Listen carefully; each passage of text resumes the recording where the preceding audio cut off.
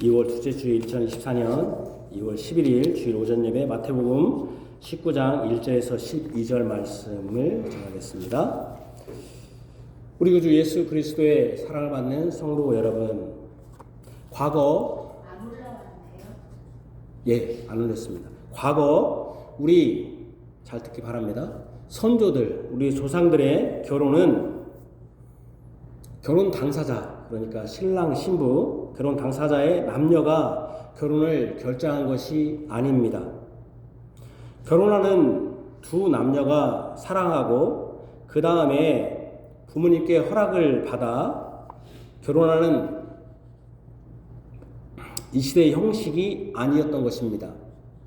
우리 선조들은 그 두 남녀가 사랑하고 그래서 부모님의 허락을 받고 결혼하는 절차가 그런 식으로 결혼한 것이 아닙니다.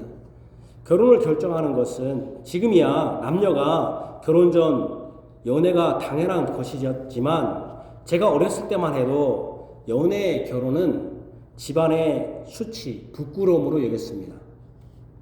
연애 결혼한다면 아주 집안의 수치고 특별히 여자가 연애한다면은 연애질이라고 해가지고 질이라는 연애질 이런 표현을 써서 굉장히 부끄러움을 여겼습니다. 제가 어렸을 때 교회 안에 남녀, 그러니까 교회 안에 형제 자매들이 연애를 이렇게 하는 경우가 있습니다. 이러다 보니까 교회당은 무슨 당이다라고 말하냐면은 무슨 당이라고 말합니까? 교회당은 연애당이다 해서 좋지 않게 여겼습니다. 그도 그럴 것이 그 당시에는 마을이 한 마을이 있어서 그래서 한 마을은 말하자면 성이 같은 것이죠. 다른 마을은 성이 다른데 그래갖고 이 한 여자가 어떤 한 남자가 예배당이나 어떤 데서 연애를 하면은 그 동네 전체가 부끄러움을 당하는 거예요. 아이 어떻게 자녀 교육을 했으면 저렇게 되는가 해서 그 정도로 연애 결혼 한다는 거는 제가 어렸을 때니까 1980년대 것입니다. 80년대, 90년대까지만 해도 굉장히 그 전에는 교회당은 연애당이다 해서 굉장히 좋지 않게 여겼고 제가 나온 총신대 대학원에 보면은 소래교회라고 우리나라 첫 번째 교회인데 기역자입니다. 그래서 기역자는 여자는 이쪽에 앉아 있고 남자가 갖고 서로 못 보게 이런 식으로 그렇게 했었습니다. 그러니 저보다 먼저 된 제 때가 이 정도였다면은 저보다 먼저 된 어른들은 연애한다는 것은 숨겨야 하는 부끄러운 일이고 바람직스럽지 못한 것으로 치부되었습니다. 부끄러운 것인 것이죠. 연애 결혼한다? 굉장히 부끄러운 것이었습니다. 그럴 것이 그 당시나 그 전 우리나라의 전통적인 결혼 방식은 어떤 결혼 방식이냐면 남녀가 자기가 연애하고 자기가 어떤 여자를 선택하는 게 아니라 집안 대 집안의 결합이었기 때문입니다. 한 집안과 한 집안에 그리고 또 하나는 한 집안과 집안인데 그 집안은 과거의 주거 형태도 아파트가 아니라 또 이것도 영향이 있어요. 과거에는 아파트가 아니라 한 지역에 한 마을이죠. 한 마을에 같은 성씨가 집단으로 군락을 사는 것, 이걸 뭐라고 합니까? 한 성씨가 한 마을에 사는 군락으로 사는 걸 뭐라고 말합니까? 세자로? 그렇죠. 집성촌이죠. 모일집자에다가 성씨. 한 마을에 같은 성씨가 모여 사는 그런 집성촌 같은 그런 것이었습니다. 그러니까 한 여자와 남자가 결혼한다는 것은 또 이런 면이 있어요. 그러니까 집성촌이라는 것은 그 동네가 한 집안이고 또 한 마을도 한 집안이에요. 한 동네가 한 동네가. 그러니까 한 여자와 한 남자가 결혼한다는 것은 어떤 의미입니까? 집안과 집안이면서 한 성씨에서 다른 성씨로 이렇게 이동하는 것이죠. 그죠? 그러니까 한 여자와 남자가 결혼한다는 것은 다른 성씨에 다른 동네로 옮기는 것을 의미했습니다. 장가 간다, 시집 간다는 의미가 이런 뜻이기도 했던 것입니다. 왜 시집 간다고 하냐면 다른 성씨로, 다른 동네로 간다는 것이죠. 한 성씨 촌락에서 다른 성씨 촌락으로 마을로 가는 것 또는 그 두 성씨가 결합하는 것이 결혼이었습니다. 그러므로 결혼의 결정권자는 집안의 어른, 그러니까 아버지나 할아버지였던 것입니다. 그렇지 않으면 그 집안의 어른, 그러니까 그 동네에서 요즘 말하는 이장들, 이런 사람들이 결정하는 것이죠. 당연히 집성촌 안에는 같은 성씨가 있으니까 그 집성촌 안에서는 결혼이 이루어질까요? 못 이루어질까요? 같은 성씨니까. 이루어집니까? 이루어지지 않습니까? 뭐 안 이루어지는 것이죠. 당연히 집성촌 안에는 같은 성씨니까 그 안에서 무슨 8촌이 뭐 9촌이 10촌이 해도 다 똑같은 마을 사람이에요. 그러니까는 지금은 언제입니까? 8촌까지는 결혼할 수 있잖아요. 왜 그렇게 됐습니까? 지금도 똑같은 집성촌에 있으면은 8촌이 아니라 10촌, 뭐 10촌, 12촌, 14촌도 해도 아마 결혼 못 합니다. 그러니까 당연히 집성촌 안에 같은 성씨와 근친혼은 할 수 없었습니다. 결혼식은 어떻게 했냐면 그 집안의 관례에 따라서, 그렇지 않으면 그 동네, 그 성씨의 관례에 따라서 행해졌고, 결혼은 한 집안의 경사이면서도 온 동네의 경사였어요. 왜냐하면 같은 성씨니까. 그러니까 온 동네에 같은 성씨가 있다 보니까 다 우리 작은아버지, 큰아버지, 큰아버지 형제가 그 사람들이 다 한 동네 사니까 옛날에 결혼은 한 집안의 결합이면서도 온 동네, 그 한 동네의 경사이고 그런 결혼식이었다는 거예요. 왜냐하면은 같은 성씨가 모여 사는 촌락이니 다 친척이었기 때문입니다. 그러니까 이때는 제가 다시 한번 말하지만은 무슨 근친혼을 한다는 건 뭐 생각하지도 못할 일이고, 또 하나는 한 개인이 그냥 내가 좋아서 결혼하고 이런 거 생각하지 못할 거고, 온 동네가 한 여자가 결혼하면 온 동네가 다 그걸 장만하고 온 동네가 다 기뻐하는 동네 잔치였던 것이죠. 같은 그 성씨가 있었기 때문에. 그죠? 패백을 한 것도 요즘 패백을 잘 하지 않는데, 왜 패백을 하냐면은 그 한 여자나 한 여자가 오면은 집안 어른에게, 그 동네 집안 어른에게 인사하기 위한 것이었습니다. 결혼 배우자 선택의 결정권뿐 아니라 배우자 선택의 기준도, 그 배우자를 선택하는 기준도 이 남자나 여자가 좋아하는, 이 사람이 이거 좋다고 해서 선택된 게 아니에요. 그러면 선택의 기준이 뭐였냐? 집안에 수치가 되거나 집안에 망하게 할 여자는 안 돼. 그러니까 예를 들면 집안을 망하게 할 여자는 어떤 여자예요? 예를 들면 이 여자가 오면 집안을 망하게 할 여자예요. 그런 여자가 어떤 여자예요? 게으른 여자. 아, 게으른 여자. 그렇죠. 또 사치성 있는 여자. 아, 옛날에는 게으르고 사치성 있는 것보다 더 중요한 게 있었죠. 아기를 못 낳는 여자. 그죠. 아기를 못 낳으면 집안은 망하잖아요. 특히 아기 중에서 어떤 아기? 남자 아기. 그러니까 지금도 막 아들만 하는 이유는 우리가 이런 유교적 사상에 꽉 쪄들어 있는 거죠.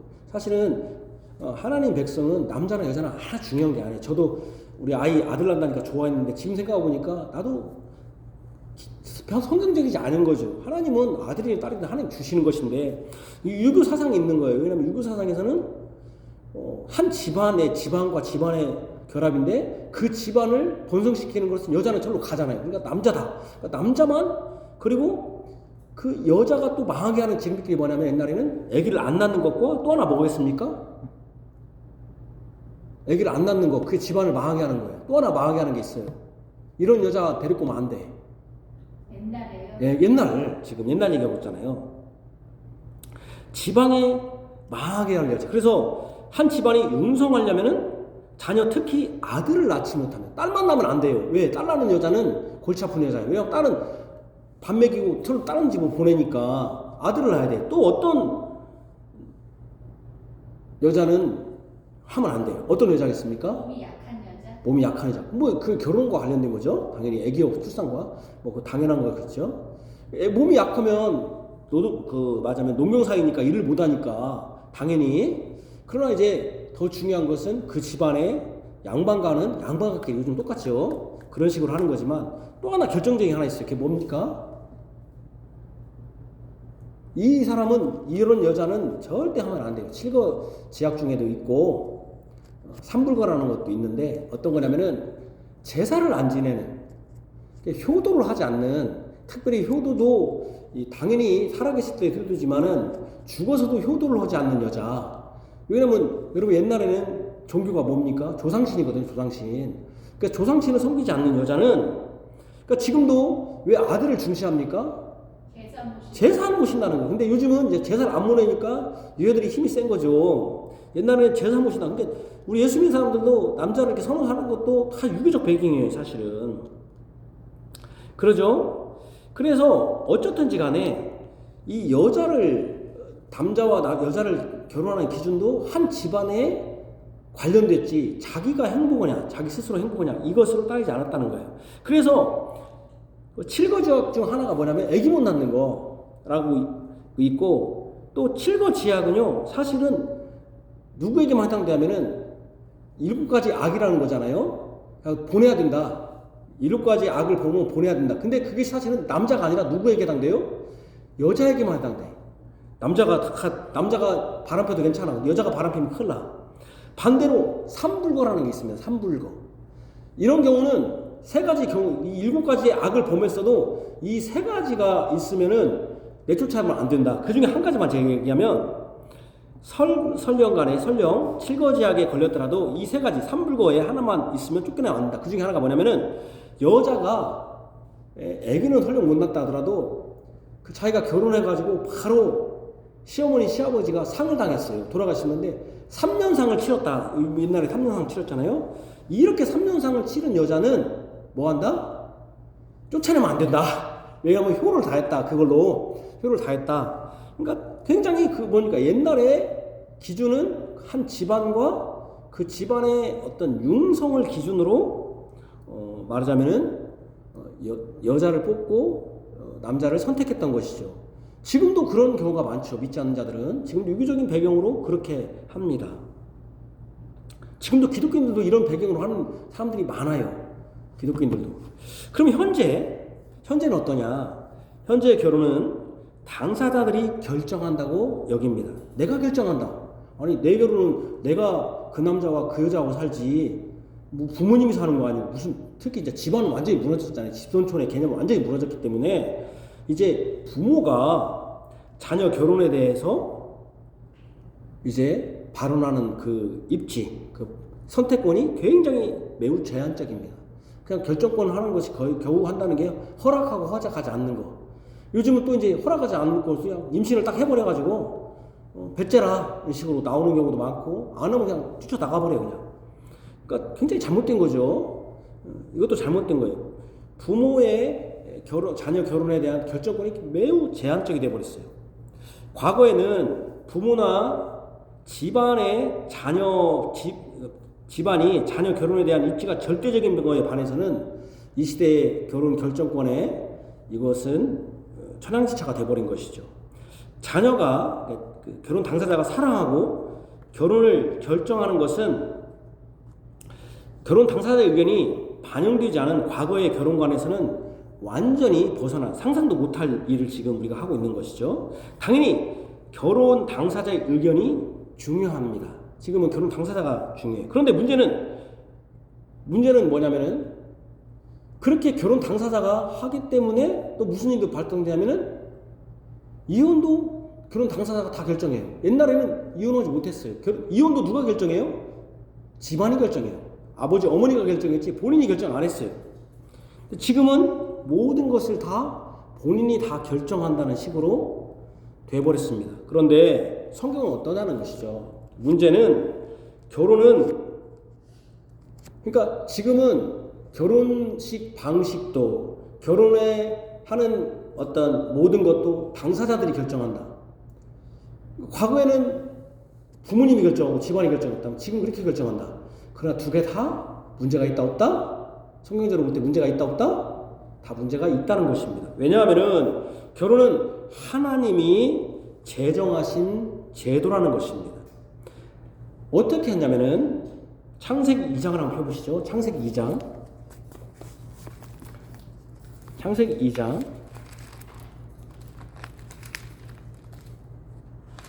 22절을 보시면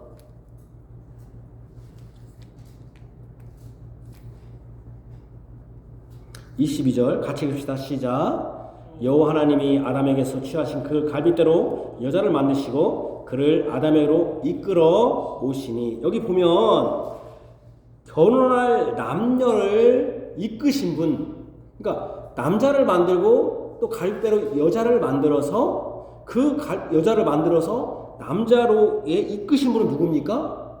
부모님입니까? 자기들 당사자들입니까? 누굽니까? 여기 누구예요?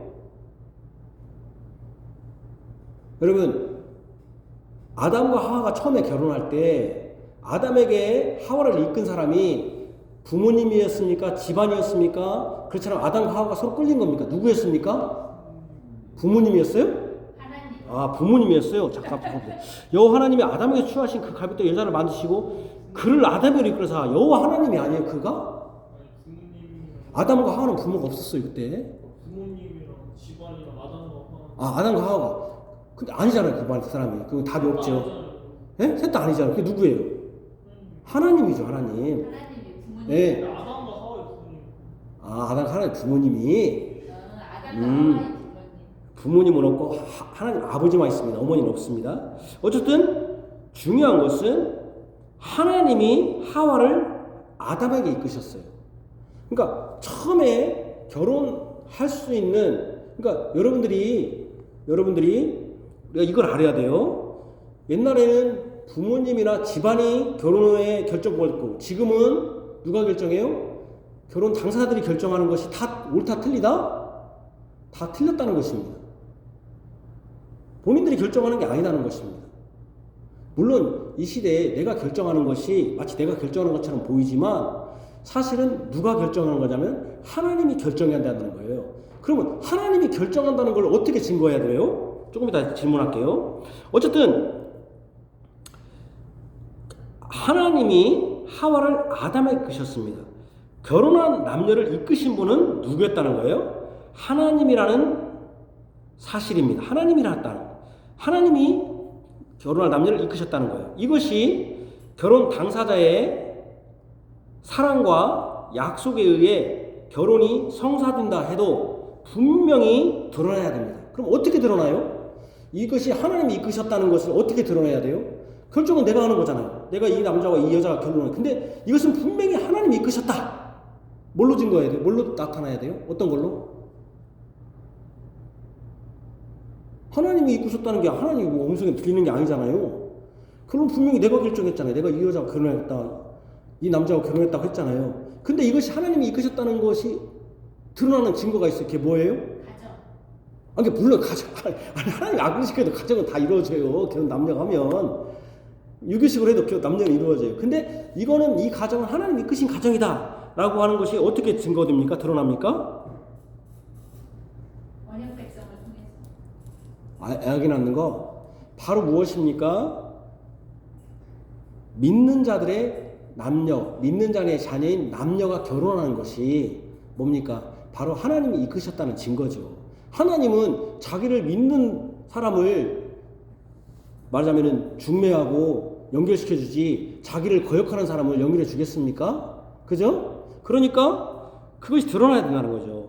어쨌든 간에 하나님이 아담에게 이끄신 후에 어떻게 하냐면, 아담이 이는 내 뼈 중에 뼈요 살 중에 살이라고 하는 아름다운 사랑 고백을 합니다. 순서가 바뀌면 안 돼요. 왜 순서가 바뀌면 안 되냐면은 이는 내 뼈 중에 뼈요 살 중에 살이라는 사랑을 고백합니다. 근데 고백하기 전에 사랑보다 뭐가 먼저 있었어요? 하나님이 아담에게 하와를 이끄시는 것이 먼저 있었단 말이에요. 하나님이 이끄심이 먼저 있어요. 무슨 말이에요? 사람들은 이렇게 생각해요. 지금 이 시대 사람들은, 야, 예수 안 믿어도 저 결혼하면 예수 믿을 거야. 나는 내가 저 사람 좋아하니까 무슨 신앙이 뭐가 중요해. 순서를 잘 봐봐요. 22절에 여자를 만드시 그를 아담에게로 이끌어 오시니, 하나님이 먼저 이끌어 오신 다음에 아담이 이는 내 뼈 중에 뼈요 살 중에 살이라 하면서 사랑을 고백해요. 그러니까 순서가 바뀌면 안 돼요. 순서가 바뀌면 안 돼요. 순서가 중요해. 하나님이 먼저 이끄셨고 그 다음에 사랑이 내가 사랑하니까 나 저 여자 사랑하니까 나는 뭐 신앙이고 멋이고 교회이고 멋이고 나는 물불 못 가려. 아니다는 거예요. 그렇게 해서는 안 된다는 거예요. 그죠? 그렇게 해서는 안 된다는 거예요. 오늘 웨스터민스터 신앙고백서 우리가 오늘 읽은 본문에도 굉장히 중요한 24장 3절에 그러나 그리스도인은 오직 주 안에서만 결혼해야 된다. 주 안에서만 결혼한다는 이유가 아까 하나님이 아담과 하와를 이끄셨다. 하나님이 이끄셨다. 하와를 아담에게 이끄셨다는 거예요. 주 안에서만 결혼한다. 그러므로 참된 개혁신앙 고백, 우리 개혁신앙 고백하는 자들이잖아요. 불신자들이나 로마 카톨릭 신자들이나 똑같이 보는 거죠. 다른 우상 숭배자들과 결혼해서는 안 된다. 그죠? 이런 사람들로 결혼하면 안 된다는 거예요. 또한 경건한 자들은 생활면에서 노골적으로 사악하거나 혹은 저주받을 이전에 빠져있는 자들과 결혼함으로 멍에를 함께 지어서는 안 된다. 분명히. 왜냐면 우리가 하나님이 이끄셨다는 것을 뭘로 증거해야 되면 주 안에서 결혼한다는 거예요. 주 안에서.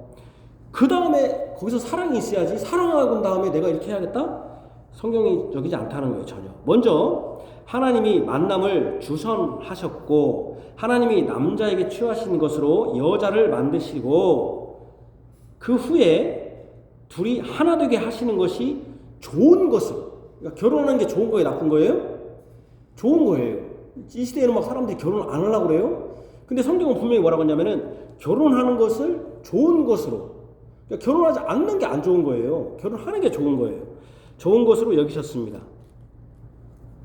그죠?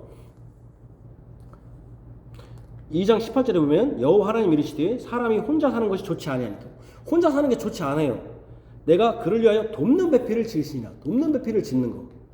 그 돕는 배필은 왜 뭘 돕는 거예요? 여기서 돕는 것은 남자 아담과 하와가 혼자 있었는데 아담이 혼자 있었는데 그게 좋지 않아. 그래서 하와를 돕는 배필. 뭘 돕는 거예요? 여기서? 뭘 돕는 거예요? 뭘 도와요? 네? 요즘은 혼자 사는 사람이 더 행복하다고 그래요. 이혼도 많이 하잖아. 혼자 살아. 결혼했더니 이혼은 그러니까 더 좋다고. 뭘 돕는 거예요? 사는 거 돕죠. 물론 사는 거 돕죠. 그러나 남자가 여자를 통해서 돕는 받는 것이 있어요. 그게 뭐예요? 요즘은 뭐 여자 없어도 잘 살아요. 예? 출산이잖아요. 여자 없으면 출산 못 하잖아요. 남자 혼자 다 할 수 있어요. 여자 혼자 할 수 있어요. 출산하는 거잖아요. 여자 없으면 못 하잖아요. 그러니까 하나님은 여기 보세요. 창세기에 보면은 결혼하는 게 좋아요? 않는 게 좋아요? 하는 게 좋고. 그 다음에 결혼하는 목적은 뭐예요? 돕는 배필을 줬다. 뭘 돕는 거예요?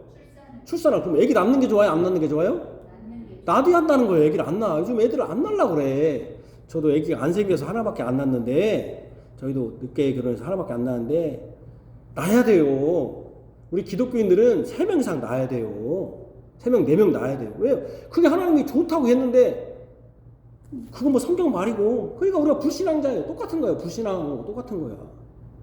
우리 애기를 낳아야 돼요. 왜? 하나님이 좋다고 했는데 왜 우리가 좋다고 하는 것을 왜 안 납니까? 왜 좋다고 한 것을 왜 결혼하지 않습니까? 물론 결혼하지 않아야 할 사람이 오늘 나옵니다. 이제 있지만 특별한 경우가 있지만 하나님이 좋다고 했는데 왜 결혼하지 않고 결혼한 다음에도 왜 애기 안 낳습니까? 왜 이 시대처럼 이렇게 부유한 시대에 만고 이래로 한국 사회에서 이렇게 부유한 시대가 언제 있었어요? 그냥 결혼하자마자 32평 아파트 들어가고 자기 집 들어가는 때가 어디가 있었어요? 옛날에 단칸방에 우리 부모들 6, 7명 날 때도 단칸방에서 애기 다 낳았어요. 이렇게 부유한 시대가 어디가 있어요?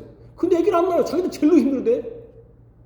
그럼 언제 그러면 지금 이렇게 그때는 애기 그렇게 농경사회에서 그렇게 힘들어도 애기 어떻게 단칸방에서 애기 어떻게 낳나 몰라. 다 낳았어. 근데 지금은 자기가 힘들다고 부유하게 돼갖고 이렇게 예수 믿기 편한 시대가 어딨어요. 차 타면 다 오고 차 안 되면 교회에서 차도 대대되고 또 가깝게 다 있고 교회 바로 옆에 있는데 이렇게 세상 편한 때가 어딨어. 근데 애기 안 낳아. 이게 불신앙이야. 불신앙. 애기 낳아야 돼, 애기. 그렇잖아요. 본능 배필은 여자가 있어야 애기 낳는 거잖아요. 그러니까 결혼한다는 건 뭐 하려고 낳는 거예요? 이런 말 하면 어떤 사람들이 미친놈이라고 하려고 모르지만 애기 낳으라고 결혼하는 거예요. 애기 낳으려고. 여자가 있어야 애기 낳으니까 남자 혼자 애기 못 낳잖아요. 근데 애기를 안 낳으려고 그래. 굉장히 잘못된 거예요. 잘못된 거예요. 제가 찬호가 여자 데리고 오면은 내가 딱 첫 번 물어보. 너 몇 낳을 것이냐고. 둘 낳는다고 하면 나 결혼 반대할 거야. 무조건. 셋 하면 찬성. 애기 낳아야 돼, 애기. 우리 애기 낳아야 돼. 성경이 그렇게 말했어요. 먼저 사랑이 먼저가 아니라는 거예요. 사랑이 먼저가 아니라 하나님이 일하심이 먼저예요. 하나님이. 그러니까 여러분 처음에 여러분 결혼 상대자를 어떤 여자를 먼저 해야 돼요? 사랑을 누구부터 해야 돼요? 사랑부터 하면 안 돼요. 뭐부터 따져야 돼요? 이 여자가 하나님이 나에게 소개시켜주는 여잔가, 주선해주는 이끄신 여잔가. 그것이 증거가 뭐예요? 이끄신 여자의 증거가 뭐예요? 찬우야? 이끄셨다는, 하나님이 이 여자는 나 이끄셨다. 증거가 뭐예요? 아, 갈비뼈? 아, 씨. 다 의사 되어갔네. 엑스레이 다 찍어. 엑스레이 다 찍고 와. 갈비 있는가 갖고 나하고 맞춰봐. 나도 엑스레이 찍고 저 여자도 엑스레이 찍어. 그래서 엑스레이 맞춰봐야 돼. 나하고 맞췄는가. 아, 새로운 이론이네요. 굉장한 이론이네요. 갈비뼈를 맞춰봐야 된다. 엑스레이 찍어봐야겠네. 내 거 엑스레이, 저 여자 엑스레이. 아, 나는 그것도 안 했네. 새로운 이론이네. 뭘부터 찾아야 돼요? 예수를 믿는가? 그가 신실한 개혁 신앙자인가? 개혁교회 신앙인가? 우리 같으면 개혁교회 신앙인인가? 믿는 것인가? 예수를 신실한 경건한 자인가? 먼저를 살피고 그 다음에 사랑해야 된다는 거예요.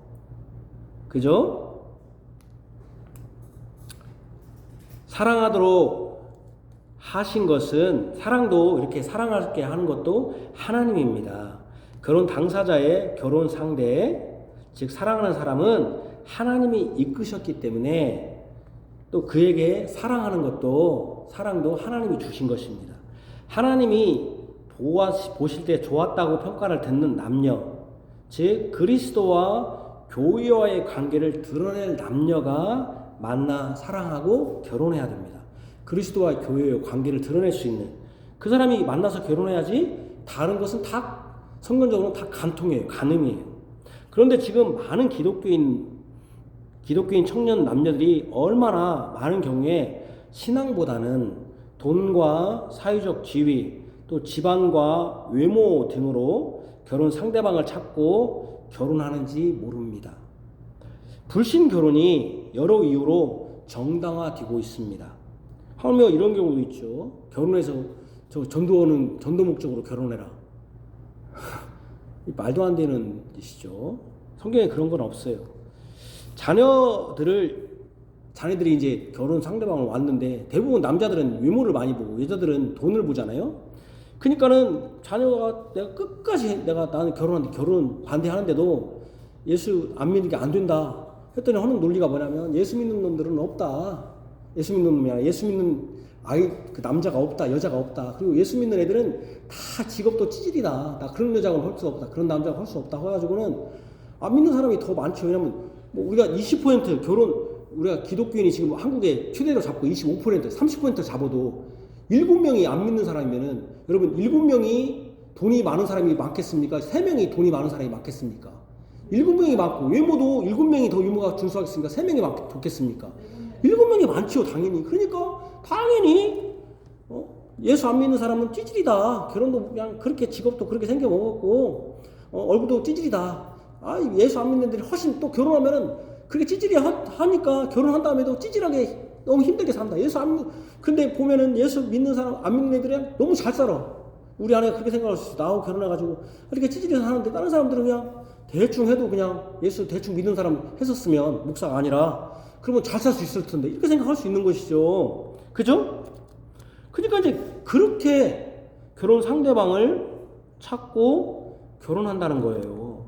그래갖고는 여러 가지 이유로 불신 결혼을 합리화시켜요. 그래서 그냥 그렇게 한 다음에 뭐 결혼해서 결혼하면 되지. 성경은 그런 방식으로 하라고 하지 않아요.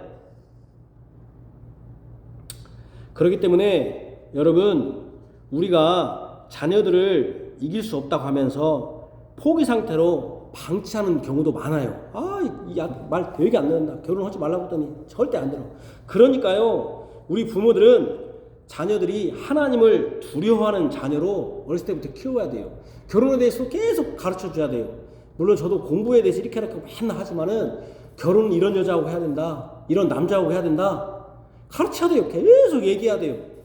결혼은 어떤 여자하고 해야 되는데. 근데 우리는 어떻게 해요? 뭐라고 말해요? 네가 좋아하는 사람하고 해. 네가 원하는 사람하고 해. 여러분들이 어떤 직장을 뽑을 때, 어떤 밥을 먹을 때 뭐라고 합니까? 알아보고 가잖아요. 이게 맛있는가. 근데 왜 결혼할 때는 네가 좋은 사람하고 해요? 세상에 그런 법이 어디 있어요? 학교도 좋은 데로 가려고 그러고 먹을 것도 좋은 걸로 막 선택해서 가면서 왜 결혼할 때는 얼마나 불신하게 네가 원하는 사람하고 해. 우리는 그런 사람들이 아니에요. 내가 원하는 사람은 결혼하는 사람들이 아니에요. 우리는 하나님이 원하는 사람. 왜? 아버지, 어머님이 원하는 사람은 결혼하는 게 아니에요. 왜? 아버지, 어머니가 선택권자가 아니에요. 누가 선택권자예요? 하나님이 선택권자예요. 하나님이. 그러니까 하나님이 이 여자와 이 남자와 결혼했을 때 정말 하나님이 기뻐하실 것인가, 좋아하실 것인가, 그걸 먼저 기준을 삼아야 돼요. 다른 사람이 어떻게 봤든지 간에 이 남자와 이 여자와 결혼하면은 하나님이 먼저 기뻐하실 것이다. 그러면 그 삶이, 결혼 다음에 삶이 힘들지라도 하나님이 영광을 받으신다는 것이죠. 무슨 말인지 알겠습니까? 항상 그래서 자녀들을 그렇게 해야 돼요. 항상 하나님을 두려워하는 자녀로. 하나님께 제가 항상 하는 얘기 있거든요. 지난번 설교에도 말씀드린 대로 불신 결혼은 제가 누구와 결혼한다고 똑같은 거예요. 북한 유교관. 여러분 북한 유교관은 안 넣는다며요. 근데 우리나라 유교관 생각해 본다며요. 그렇게 하면 안 된다고 했잖아요. 북한 유교관 고위층과 결혼신고보다 더 무서운 지옥불에 던지는 거예요. 지옥불 던지는 거예요. 왜냐하면은 자기만 믿는 게 아니라 자네들도 안 믿어요. 예수를 안 믿으면은. 그러니까 여러분 자녀들이 지옥불을 던지고 싶으면은 불신 결혼하세요. 나 지옥불 던지고 싶다.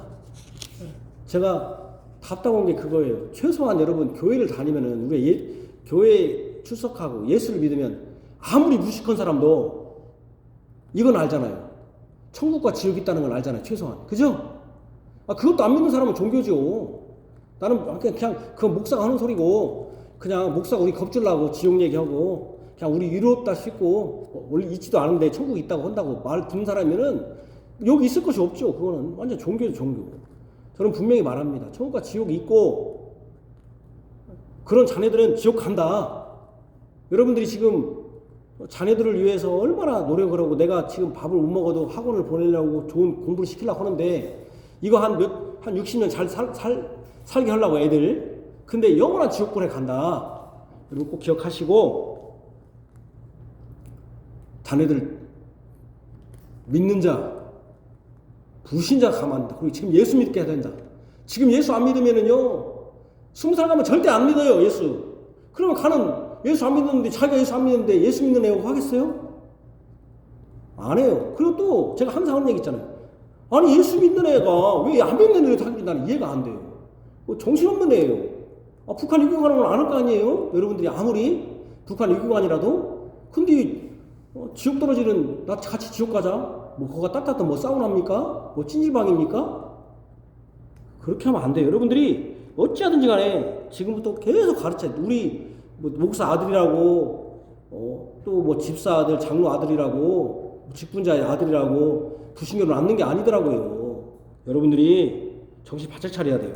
과거 결혼식이 집안과 집안의 결혼, 즉 한 성씨가 다른 성씨, 다른 문화로의 삶의 방식의 전환이 이어서 결혼식도 집안의 법도로 식을 치렀습니다. 이제 결혼식을 어떻게 해야 되나 이제. 자, 이제 결혼은 불신자하고 안 된다. 그럼 결혼식도 어떻게 해야 되냐? 옛날에는 어떤 식으로 했냐면은 한 집안 동네가 다 준비해가지고 동네의 방식대로 결혼했어요. 그죠? 생활 방식대로. 그렇다면은 교회의 자녀들의 결혼식은 어찌 해야 되겠습니까? 교회에서 해야죠. 자, 교회가 아까 제가 왜 옛날에 집안에서는 왜 집안 방식대로 막 그 동네 방식대로 했습니까? 누가 결정했기 때문에? 부모가 부모가 결정했잖아요. 부모고 그 집안 동네 사람. 만약에 이상한 짓 하면은 그 동네에 수치니까. 그래갖고 동네 사람들이 다 같이 먹을 거 돼지 잡고 다 같이 했던 거예요. 그래갖고 동네 잔치를 했던 거예요. 동네 방식대로, 그 성씨 방식대로. 예를 들면 문씨는 문씨 방식이 있으면 그 동네 방식이 있잖아요. 그럼 거기 가서는 그 동네 방식으로 하고 일로 가면 일로 방식대로 했던 거예요. 왜냐면 집성촌이다 보니까. 그러면 이 시대에 우리 믿는 자들의 결혼식은 어떻게 해야 돼요? 하나님이 결혼을 하도록 제정하셨고 하나님이 우리에게 소개시켰다면은 결혼을 이끄신 분이 하나님이라면은 하나님 방식대로 해야지. 근데 지금 누가 결정해요? 그것도? 결혼식도? 그럼 누가 결정해야 돼? 결혼식은 지금 이 시대는 결혼식의 방식은 누가 결정해야 돼요? 교회가 결정해야죠. 교회. 목사라기보다는 교회가 결정해야 되는데 목사님. 네, 목사님이라고 하자. 또 목사.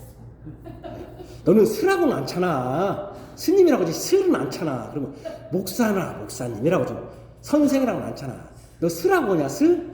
아니잖아. 참 그게 참. 중이라고 지 중. 네?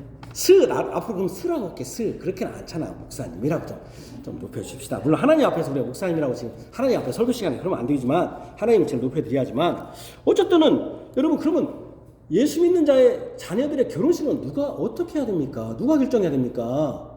교회가 결정해야죠. 그래서 결혼은 교회의 일인 거예요. 왜냐면 왜 교회의 일이냐면은 하나님 백성의 자녀들이 결혼해서 하나님 백성을 양육해서 교회에 출석시키는 거잖아요. 그러니까 결혼이 다 하나님 제정하기 때문에 결혼의 순서라든지 결혼의 절차라든지 이걸 다 교회가 결정해야 돼요. 근데 어떻게 합니까 지금? 자기가 다 결정해요. 자기가. 그래서요 개혁교회는요 결혼을 하게 되면은요 교회의 허락을 받아야 돼요. 교회. 왜 교회 허락을 받아요? 왜 교회의 일이 돼요? 그게? 옛날에 우리가 부모님이 허락받아야 하잖아요. 집안이 우리는 하나님이 결혼을 선택권자니까 교회의 허락을 받는 거 누구에게 허락을 받는 거예요? 사실은 하나님의 허락을 받는 거예요. 하나님의 교회니까 이게 하나님께 허락받는 거예요. 그래서 결혼하기 전에 몇 주 전에 교회에 이렇게 이 사람이 결혼합니다. 광고를 해요. 그래서 이 사람이 결혼하는 것에 반대가 없으면 교회가 이 사람의 결혼을 계속 진행하겠습니다. 2주 동안 기회를 줘요. 근데 이 사람이 문제가 있다. 예를 들면 이 남자가 옛날에 성적으로 문제가 많다. 또 뭐가 문제가 있다. 반대를 해요. 예를 들면 이 사람은 불신이다. 왜냐면 우리 교회의 회원으로 들어왔는데 불신자다. 안 된다 이 사람은. 그러면 반대하면 멈추는 거예요. 옛날에 우리 부모님들이 못하면 못했잖아요. 근데 지금은 어떻게 합니까? 자기들이 그냥 결정하고 자기들이 그냥 통보해 교회는. 그 목사는 와서 좀 그 잠깐 한 5분 15분 해주시오. 그냥 통보. 자기 멋대로야. 자기 멋대로니까 삶도 자기 멋대로 사는 거예요. 가정의 삶도. 당연히 어쨌든 하나님이 제정하셨고 하나님이 남녀를 주선하시고 짝지어 주셨다면은 하나님 앞에서 하나님의 방식대로 결혼식도 행함이 올바릅니다. 그런데 지금 결혼식은 어떻게 하고 있습니까? 진정 이런 모습, 즉 세상 음악과 자신들의 퍼포먼스가 남발되는 예식이 바르다고 할 수 있겠습니까? 결혼은 거룩하고 아름다운 것이고 경건한 것이라면은 그것은 그 결혼식이 남녀가 경건하고 거룩하고 아름답기 때문이 아닙니다. 그 결혼은 하나님이 제정하셨기 때문에 거룩하고 경건하고 아름답고 진지한 것입니다. 믿는 자의 자녀들 마저도 불신자와 같은 식순과 여러 가지 퍼포먼스들을 하지만은 불신자 말하자면 믿는 자의 자녀도 예배 형식이 또 아니고 설교도 찬송도 기도도 없이 하나님이 자신들을 만나셨다고 하고 결혼도 하나님 제정하셨다고 한다면은 이게 그렇게 말한다면 하나님 앞에 얼마나 부끄럽고 징계받을 행동입니까? 결혼식도 여러분 우리가 이제 왜 이 결혼식장에서 하냐면은 거기에 이제 모든 재반 여건들이 다 준비가 돼 있잖아요. 뭐 드레스라든지 또는 여러 가지 피로연이라든지 여러 가지 그래서 우리가 결혼식장을 할 수 있습니다. 그러나 형식은 우리가 예배 형식을 외국 같은 제가 캐나다 개혁교를 보니까 결혼식이 1시간이 넘어요. 근데 온 교인이 다 산다. 아무 누구 떠드는 제가 하물며 제가 우리 아내도 보여줬는데 우리 나이로 말하면 한 3살, 4살밖에 안 될 거예요. 다 근데 아들 크거든요. 캐나다 애들은 그 네덜란드가 제일 크거든요. 한 5살이나 먹었을까요? 근데 들러리가 있거든요. 외국은 들러리가 있는데 그 앞에서 하나 돌아다니지 않고 그대로 1시간 동안 서 있는 거 보고 제가 놀랬습니다. 경건의 하나님 앞에 우리처럼 중구난방 그렇게 하지 않아요. 그냥 밥 먹고 그냥 돈만 주고 그냥 예식도 안 참석하고 밥 먹고 그렇게 하지 않아요. 외국인들은 하나님께 처음부터 끝까지 하나님께 다 예배하고 시편 찬송도 다 부르고 하나님께 경건하게 예배해요. 1시간 한 40분 걸려요. 예배가. 근데 누구 하나 그 예배에 대해서 누구 안에 길다느니 누구 하나 하는 사람이 없어요. 다 교회에서 하고 경건하게 그것을 정말로 진지하고 경건하게 우리는 그냥 무슨 도장 붕어빵 빼듯이 지금 우리가 그렇게 하고 있지 않습니까? 거기다 대고 결혼식이 또 뭡니까? 목사가 잠깐 권면도 옛날에는 설교 형식 했는데 이제 당신 좋은 얘기만 하라고 권면 조금 하고 그냥 세상 노래 음악들 다 제가 요즘 유행이 그거 같아요. 축가는 다 안 넣으면서 산소가는 싹 빼버려. 그게 뭐는 짓인지 내가 참말로 제가요 20대 때는 제가 하는 얘기지만은 축가를 그 예식 그 예배 중에 넣어야 되냐 말해야 되냐. 축가는 하나님께 축가하는 거 아니고 결혼한 남녀에게 했기 때문에 축도가 마친 다음에 해야 된다고 그걸로 논쟁했는데 지금은 그런 논쟁도 필요가 없어요. 참 안타까운 일이죠. 하나님 볼 때 어떤 생각이 들까? 그런 생각이 들어요. 그죠? 이제 시대가 이런 말 제가 이제 이렇게 결혼식을 예배식으로 해야 된다 하면은 꼭 이렇게 말하는 분들이 있어요. 부모도 있고 남자가 있어요. 꼭 아니 시대가 바뀌었는데 변화되었는데 결혼식도 다양하게 할 수 있지 무슨 캐캐먹은 예배와 찬송가만 고집할 필요가 있습니까? 그렇게 말해요. 아이 캐캐먹게 무슨 결혼식도 이제 여러 가지 다양해졌는데 맞습니다. 캐캐먹은 예배 형식과 결혼식은 변화해야 하니 결혼 약속도 뭡니까? 이혼하지 말아야 한다는 하나님 말씀도 시대 상황이 변화되었으니 캐캐묵은 결혼 관계 유지도 다 변해야 된다고 해야겠죠? 다 변화되니까 이제는 결혼 약속도 변화돼야죠. 지금 이 시대가 한 여자하고 남자하고 평생 죽을 때까지 산다는 게 말이 돼? 텔레비에서 그잖아요. 멀쩡한 어떤 프로가 보니까요. 멀쩡히 지금 살고 있는데 이혼합시다 그 가상 이혼해가지고 이혼을 떨어쳐놔요. 멀쩡한 부부를 지금. 그러니까 여러분들이 지금 시대가 변했는데 이거 변했는데 그러면 그러니까 지금 이혼 많이 하는가 봐요. 언제까지 캐캐묵은 성경 말씀 성경은 분명히 이혼하지 말라. 어떻게 이혼하지 맙니까? 시대가 지금 어느 시대인데 남자가 무능력하고 여자가 저렇게 사치스럽고 내가 어떻게 삽니까? 그러니까 이런 사람들이 그런 거예요. 제가 이런 일을 이렇게 된 이유는 여러 가지가 있지만 복음성가도 영향이 있다고 생각해요. 교회에서 그냥 복음성가 막 들어오니까 막 섞어버리잖아요. 그러니까는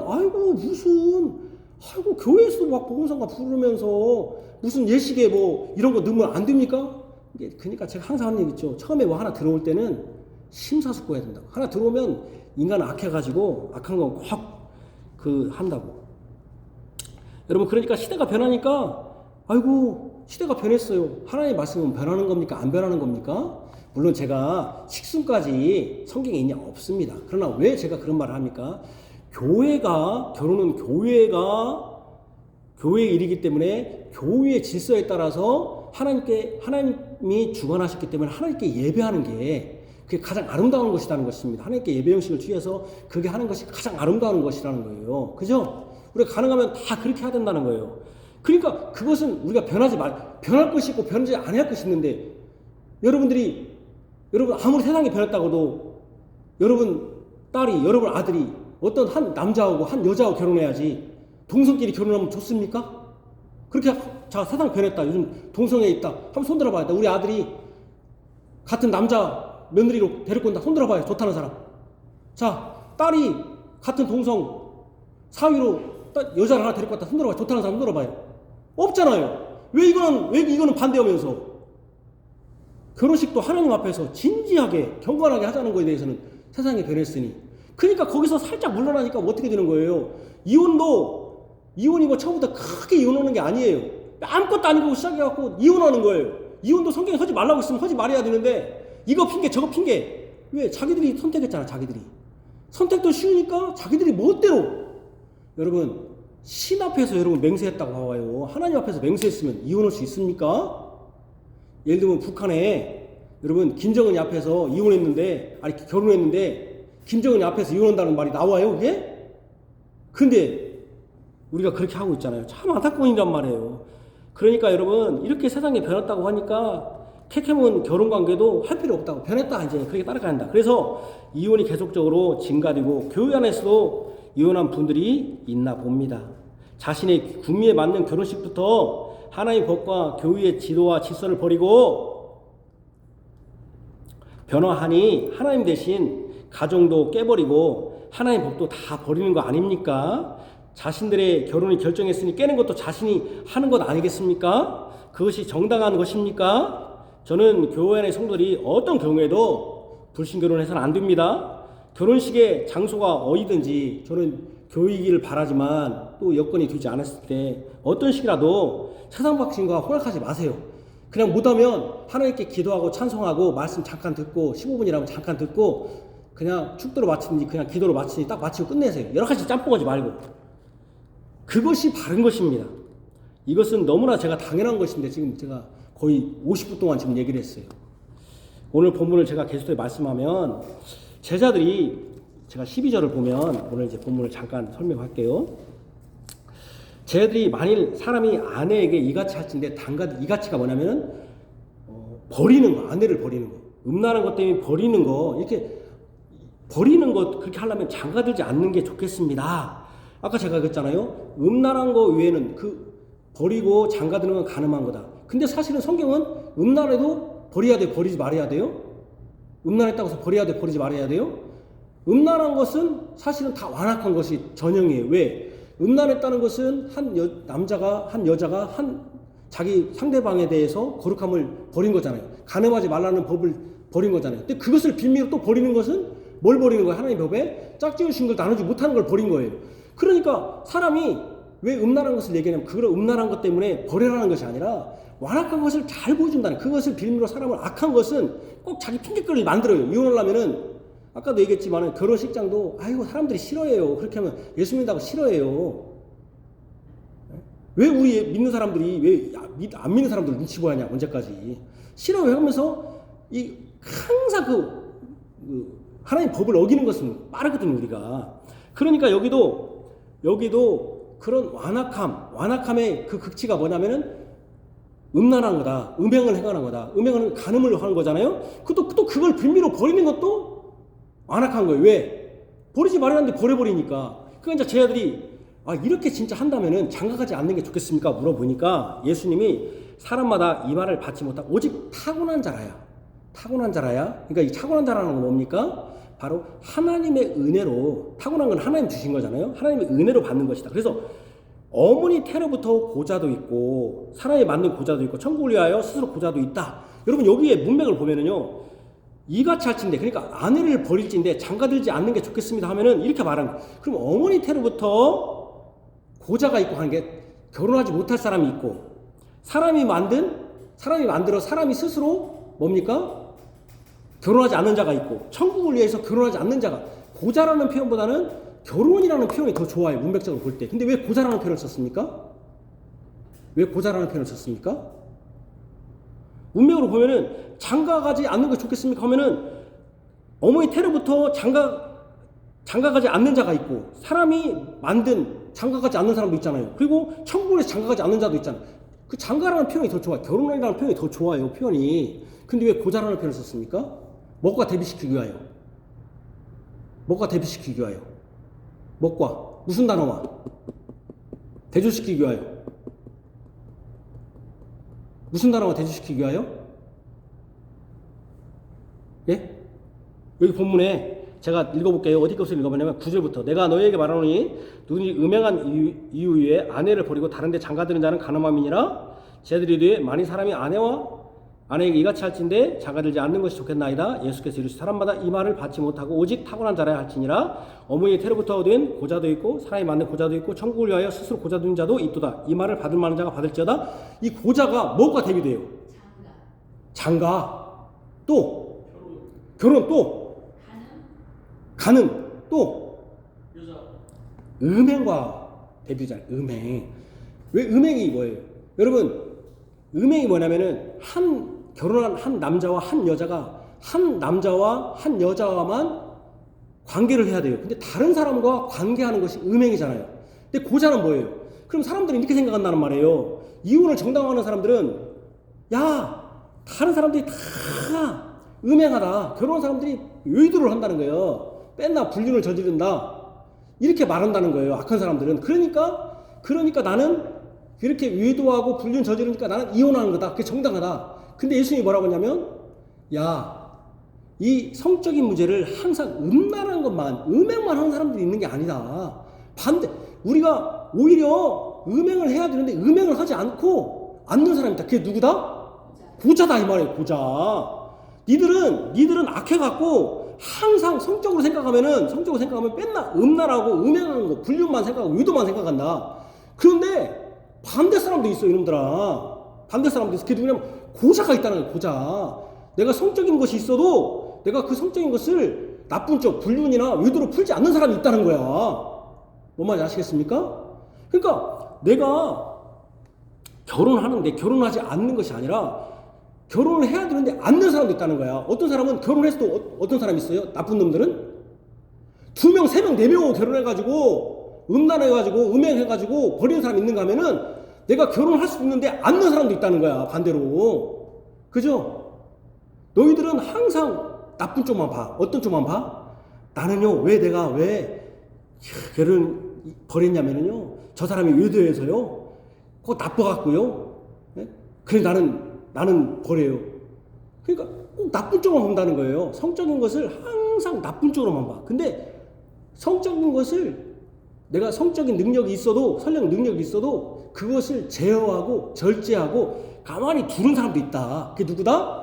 고자다. 그래서 고자라는 표현을 쓴 거예요. 여기서 결혼이라는 표현을 쓴 것보다는 음행의 반대로 음행하지 말라. 오히려 장가가지 않는 것이 좋은 게 아니라 어떤 사람이 그러면 장가가지 말아야 되냐? 장가는 다 가야 된다. 근데 고자가 있다. 스스로 어떤 거냐면 어머니 태로부터 든 고자가 있다. 이게 뭐예요?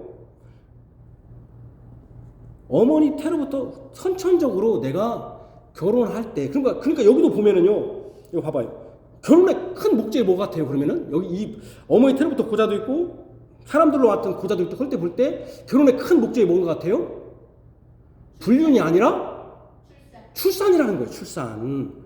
내가 고자기 때문에 태어날 때부터 고자기 때문에 나는 결혼하지 못한다. 그러니까 불륜 때문에 결혼 못하는 게 아니라 또 어떤 사람은 사람이 만든 고자도 있다. 예를 들면 내시 같은 사람들, 그죠? 내시들 어떤 한 특별한 목적을 위해서 고자도 있다. 근데 또 하나는 천국을 위해서 내가 스스로 고자, 결혼하지 않는 사람도 있다. 예, 바울 같은 사람들. 천국을 위해서. 그러니까 여러분 여기 보면 그러면 자 음행한 것 때문에 막 이제 이런 생각이 있는 거예요. 야 음행을 보니까 이런 사람 있죠. 이 시대로 말하면 뭐예요? 야 음행을 보니까 막 다 가늠하고 버렸다고 하니까 야 장가가지 말자. 장가가지 말자 이런 생각을 한단 말이에요. 이 사람들. 그럼 이 시대는 어떤 경우에 장가가지 말자고 그래요? 이 시대는 왜 바울이 이 쟤들 이걸 물어봤냐면 왜 그러면은 이렇게 할진데 장가가지 않는 게 좋겠습니다. 좋겠어요. 왜 물어봤냐면은 다 음란해가지고 지금 다 막 주변에 보니까 다 이혼업지다. 그럼 가늠하다고 했냐면은 가늠하면 하나님의 죄 짓는 거잖아요. 그러면은 결혼하지 않게 좋겠습니다. 그러니까 예수님이 그러면 해야 된다 안 해야 된다? 해야 된다. 근데 몇 사람만 하면 안 된다? 스스로 고자된 자가 있든지 천국에서 고자된 자가 있든지 어머니 태로부터 고자된 자 이 사람들은 어쩔 수 없이 결혼하지 못한다. 그렇지 않으면 결혼해야 된다 안 해야 된다? 그럼에도 해야 된다는 거예요. 음란한 것이 있더라도 해야 된다는 거야. 그러면 이 시대는 바꿔 말하면 이 시대는 어떤 사람들이 결혼 안 하려고 그래요? 음란이 아니라 음행이 아니라 뭐 때문에 결혼 안 하려고 그래요? 결혼하면은 나처럼 산다. 힘들다. 경제적으로 힘들다. 그게 이유가 돼야 안 돼요?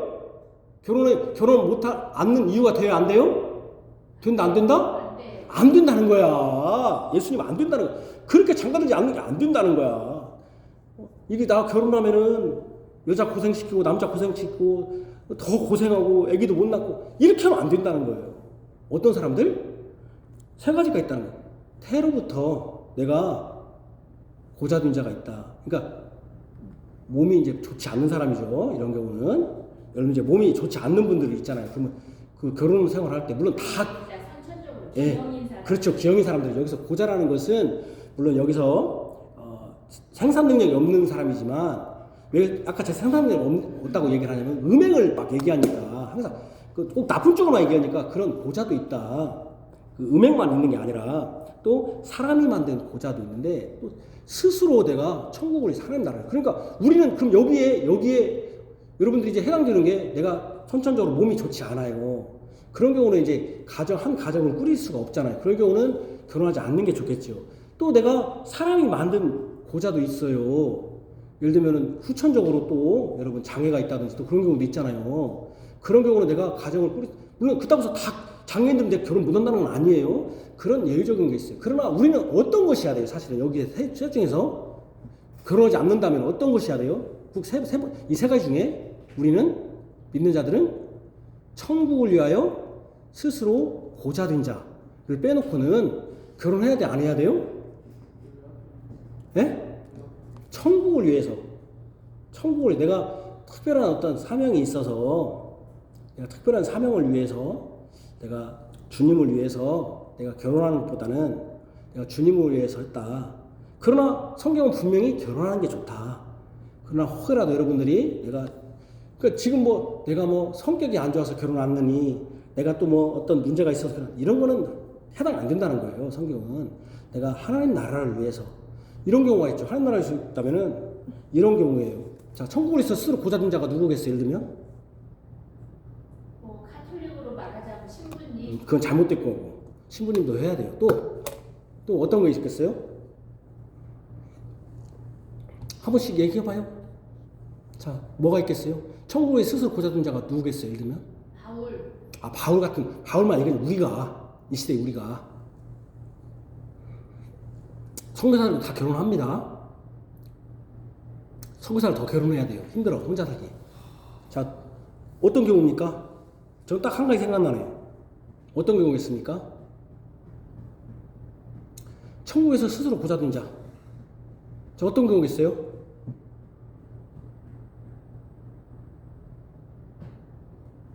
제가 힌트를 주면 주 안에서 결혼한다. 이 힌트입니다. 뭐겠습니까? 예수님. 네. 예수님 결혼 안 했잖아요. 아니 내가 결혼한다면 내가 스스로 내가 고자가 돼야겠다. 결혼하지 않겠다. 내가 고자 된다는 것은 내가 스스로 내가 사실은 성적인 것이 있는데도 불구하고 나는 그것을 다 포기하고 나는 평생을 혼자 살겠다. 왜냐면 하나님이 성적인 어떤 그 욕구를 푸는 것은 그 배우자를 통해서 하는 것이니까 나는 그것을 하지 않겠다. 나는 주님을 위해서 그냥 그 욕구를 하지 않겠습니다. 어떤 경우냐면 이런 경우예요. 내가 신체도 건강하고 다 주님 안에서 그리고 내가 신체가 설령 좀 연약하더라도 나는 결혼할 수 있다. 나는 결혼하고 싶다. 결혼하고 싶어요. 내가 몸이 이럴지라도 몸이 안 좋고 그럴지라도 그리고 내가 혹여라도 내 신체적으로 제가 스스로 고자돼서 아이의 생산 능력이 없다고도 나는 애기 없다고 못 난다고 결혼할 수 있잖아요. 할 수 있다. 나는 결혼 상대를 계속 찾았어요. 주님 안에서 계속 찾고 있는데 만날 수가 없어요.